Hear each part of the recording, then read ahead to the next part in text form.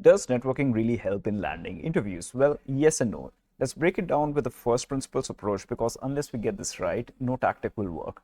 So it all depends on four very important things. The context, whether they have an active role for you that they're hiring for or not. Then comes who you're reaching out to. Then are you really a good fit? And lastly, what are you saying to them? Does the message that you send them make them want to talk to you? First things first, context is crucial.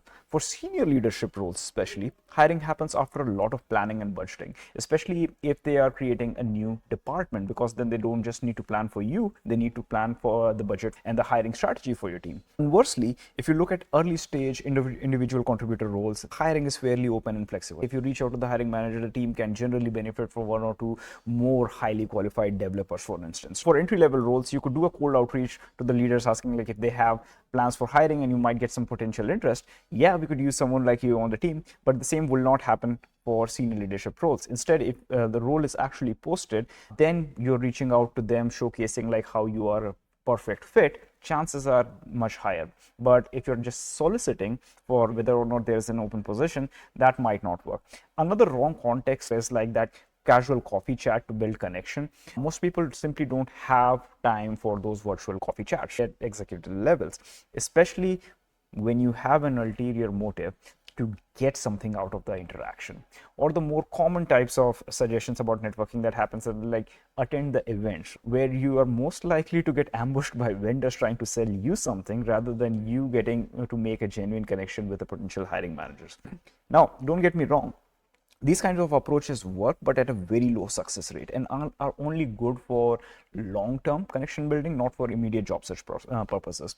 So then let's come to number two, who you are reaching out to, because that matters greatly. Simply put, reaching out to the wrong person will lead nowhere, no matter how spot on your messaging is or no matter how great of a fit you are. So you must be able to nail down the precise hiring manager for any role. By the way, if you're looking to learn how to find hiring managers for any role, I've created a free guide for the same, and the link would be in the description or the comments, so you can check that out.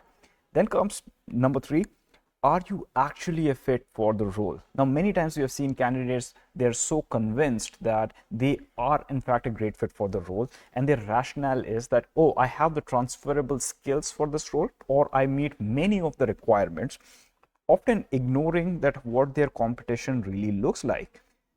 Now, in this dynamic of you going after senior leadership roles, companies will always have the upper hand because they are receiving so many applications that they get to be picky, and they look for someone who has been in the exact kind of environment as themselves and having driven similar initiatives that they are looking to drive. So the meeting the minimum requirements or having a transferable skill set alone will not cut it.